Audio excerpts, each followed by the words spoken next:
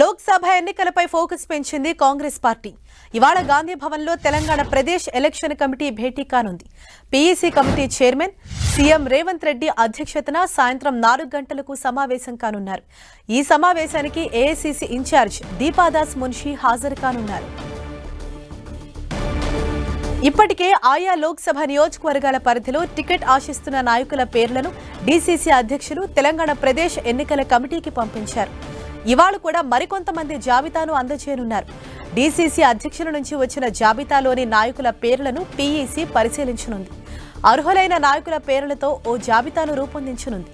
ఆ జాబితాను కాంగ్రెస్ కేంద్ర ఎన్నికల కమిటీకి సిఫార్సు చేయనుంది. వచ్చే నెల 5, 6 తేదీల్లో కాంగ్రెస్ కేంద్ర ఎన్నికల కమిటీ సమావేశం జరగనుంది. ఈ సమావేశంలో వివిధ రాష్ట్రాల నుంచి వచ్చిన జాబితాలపై చర్చించనుంది కాంగ్రెస్ కేంద్ర ఎన్నికల కమిటీ. ఇదే విషయానికి సంబంధించి మరింత సమాచారాన్ని మా ప్రతినిధి ప్రతాప్ మనకు అందిస్తారు. ప్రతాప్,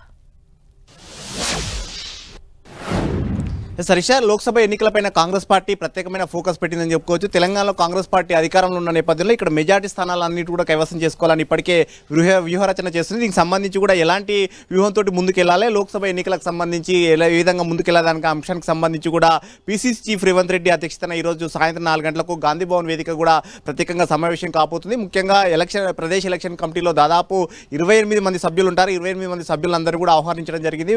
ముఖ్యంగా వీరందరూ కూడా ఆయా జిల్లాలకు సంబంధించి ఇప్పటికే డీసీసీ అధ్యక్షులు కూడా ఆయా జిల్లాలకు సంబంధించి ప్రపోజల్స్ లిస్టును కూడా ఇవ్వాలని కూడా చెప్పిన నేపథ్యంలో మొత్తం తెలంగాణలోని 17 పార్లమెంట్ స్థానాలకు సంబంధించిన ఆశావాహులు ఎవరెవరు ఉన్నారో ఆ ఆశావాహులకు సంబంధించిన జాబితాలు అన్నిటి కూడా ఇప్పటికే కొంతమంది పేర్లు కూడా గాంధీ భవన్ కూడా చేరడం జరిగింది. మరికొన్ని పేర్లు కూడా మరి కాసేపట్లో కూడా ఇంకా పూర్తి స్థాయిలో వచ్చే అవకాశం ఉంటుంది. ఈ రోజు మధ్యాహ్నం వరకు వచ్చిన పేర్లన్నింటినీ కూడా సాయంత్రం ప్రదేశ్ ఎలక్షన్ కమిటీలో ప్రత్యేకంగా చర్చించబోతున్నారు. మొత్తం 17 పార్లమెంట్కి సంబంధించి ఎవరెవరు బరిలో నిలవాలనే అంశానికి సంబంధించి కూడా అన్ని డిస్కషన్ చేసిన తర్వాత వీటిని కేంద్ర ఎన్నికల సంఘానికి పంపించే అవకాశం ఉంటుంది. ఇప్పటికే పార్లమెంట్ ఎన్నికలకు సంబంధించి వ్యూహాత్మకంగా ముందుకు అడిగి వేసే యోచనలో భాగంగా ఇప్పటికే ఆయా మంత్రులకు కానీ సీనియర్ నేతలకు కూడా ప్రత్యేకమైన బాధ్యతలు కూడా అప్పగించిన పరిస్థితి ఉంది. ముఖ్యంగా సీఎం రేవంత్ రెడ్డికి స్వయంగా 2 పార్లమెంటు నియోజకవర్గాలకు బాధ్యతగా తీసుకున్నారు. మహబూబ్నగర్ చివరిలో 2 పార్లమెంటు స్థానాలను కూడా సీఎం రేవంత్ రెడ్డి బాధ్యతగా తీసుకున్నారు.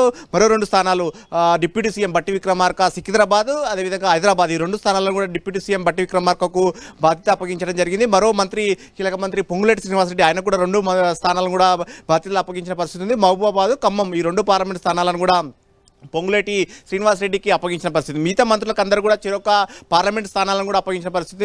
పొన్నం ప్రభాకర్కు కరీంనగర్ కానీ, జూపల్లి కృష్ణారావుకు నాగర్ కర్నూలు కానీ, అట్లా కొంత ఆదిలాబాద్కు సీతక్క, కొన్ని నియోజకవర్గాలన్నింటినీ కూడా ఆయా నియోజకవర్గాల్లో ఉన్న మంత్రులకంతా కూడా కేటాయించిన పరిస్థితి. వారంతా కూడా ఇప్పటికే ఆ నియోజకవర్గాలకు సంబంధించిన రివ్యూ కూడా చేసుకుంటున్న పరిస్థితి ఉంది. అక్కడక్కడ ఉన్న పరిస్థితులను కానీ ఏ విధంగా ఉంటుంది, పార్టీ స్ట్రెంత్కి సంబంధించిన అంశాలకు సంబంధించి కూడా ఇప్పటికే ఆయా మంత్రులంతా కూడా వారికి కేటాయించిన నియోజకవర్గ బాధ్యతలన్నిటికి సంబంధించి కూడా రివ్యూ చేసుకున్నారు. ఆ అంశాలన్నిటి కూడా ఈరోజు ప్రదేశ్ ఎలక్షన్ కమిటీలో భేటీలో చర్చించబోతున్నారు. ముఖ్యంగా పార్టీకి సంబంధించిన స్ట్రెంత్ ఏ విధంగా ఉంటుంది, ముఖ్యంగా ఇప్పటికే తెలంగాణలో ఉన్న 17 పార్లమెంట్కి సంబంధించి దాదాపు 14 స్థానాలను కైవసం చేసుకోవాలని ఒక టార్గెట్గా పెట్టుకున్న పరిస్థితి ఉంది. కాబట్టి 14 స్థానాలకు సంబంధించిన వ్యూహ రచన కానీ, అదేవిధంగా ముఖ్యంగా 17 నియోజకవర్గాల్లో పార్టీ పరిస్థితి ఎలా ఉంటుంది, స్ట్రెంత్ ఏ విధంగా ఉంది, బలహీనతలు ఏమైనా ఉన్నాయి, వాటిని అధిగమించేందుకు ఎలాంటి వ్యూహంతో ముందుకెళ్లాలనే అంశాన్ని కూడా డిస్కషన్ చేయబోతున్నారు. ప్రధానంగా అభ్యర్థులకు అంశానికి సంబంధించి కూడా చర్చించే అవకాశం ఉంటుంది. ఎందుకంటే కొన్ని నియోజకవర్గాలు ఇప్పుడు పార్టీ అధికారంలో ఉంది కాబట్టి చాలామంది పోటీ చేసేందుకు చాలా ఉత్సాహకతగా ఉన్నారు అని చెప్పుకోవచ్చు. చాలామంది క్యూ కడుతున్న పరిస్థితి ఉంది.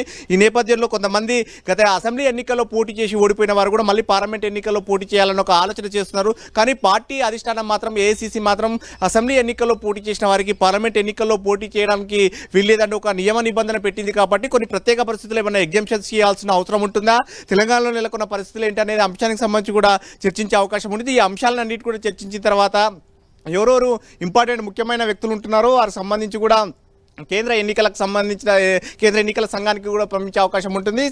Congress party central election committee కూడా దీనికి సంబంధించి ఫిబ్రవరి 5, 6 తేదీలలో ప్రత్యేకంగా సమావేశమై ఆయా రాష్ట్రాల నుంచి వచ్చిన అభ్యర్థుల పేర్లకు సంబంధించి బలమైన నేతలంతా కూడా ముందస్తుగానే ప్రకటించే అవకాశం ఉంది. ఎందుకంటే ఈ ఫిబ్రవరి చివరిలోనే ఎన్నికలకు సంబంధించిన షెడ్యూల్ కూడా ప్రకటించే అవకాశం ఉంటుంది. ఏప్రిల్ మొదటి వారంలో ఎన్నికలు ఉండే అవకాశం ఉందని కూడా ఇప్పటికే ఒక సూచాయగా ఎలక్షన్ కమిషన్ కూడా చెప్పిన నేపథ్యంలో ఫిబ్రవరి చివరిలో షెడ్యూల్ వచ్చే సమయానికి కొంతమంది పేర్లను అభ్యర్థులతో మొదటి జాబితాను ప్రకటించాలని చెప్పేసి ఏఐసీసీ అధిష్టానం భావిస్తుంది. మొదటి విడత జాబితాలో ఎన్నికలుండే రాష్ట్రాలకు సంబంధించి ఆ పేర్లను కూడా ప్రకటించాలని చూస్తుంది. సో ఆ విధంగా చూసినట్లయితే కనుక ఆంధ్రప్రదేశ్తో పాటు తెలంగాణకు మొదటి విడత జాబితాలోనే ఎన్నికలు ఉండే అవకాశం ఉందని కూడా ఒక అంచనా వేస్తున్న నేపథ్యంలో దానికి సంబంధించి అభ్యర్థులంతా కూడా ఒక కొలికి తీసుకురావాలని చేస్తుంది. సో ఈ నేపథ్యంలో ఈరోజు మొదటి ప్రయత్నంగా ఈరోజు మొట్టమొదటి సమావేశం అని చెప్పుకోవచ్చు. ప్రదేశ్ ఎలక్షన్ కమిటీలో చర్చించిన తర్వాత అభ్యర్థులంతా కూడా ఒక కొలికి తీసుకొచ్చే అవకాశం ఉంటుంది. దీనికి సంబంధించిన పేర్లంతా కూడా సెంట్రల్ ఎలక్షన్ కమిటీకి పంపించే అవకాశం ఉంటుంది. ముఖ్యంగా తెలంగాణకు సంబంధించిన అభ్యర్థులను ఎంపిక చేసే ప్రక్రియకు సంబంధించి హరీష్ చౌదరి ఆధ్వర్యంలో ఒక కమిటీని కూడా సెంట్రల్ ఎలక్షన్ కమిటీ వేసింది. కాబట్టి హరీష్ చౌదరి దృష్టి కూడా ఈ పేర్లను కూడా తీసుకెళ్లిన తర్వాత ఎవరైతే బాగుంటుందనే అంశానికి చర్చించిన తర్వాత సెంట్రల్ ఎలక్షన్ కమిటీ ఆమోద ముద్ర వేసే అవకాశం ఉంది. సో మొత్తం మీద ఈ రోజు అయితే ఒక కీలకమైన సమావేశం అని చెప్పుకోవచ్చు. లోక్సభ ఎన్నికలకు సంబంధించి కూడా అభ్యర్థుల విషయంలో ఒక కీలక అడుగు అయితే పడే అవకాశం ఉందని చెప్పొచ్చు Harish. Right, thank you Pratap.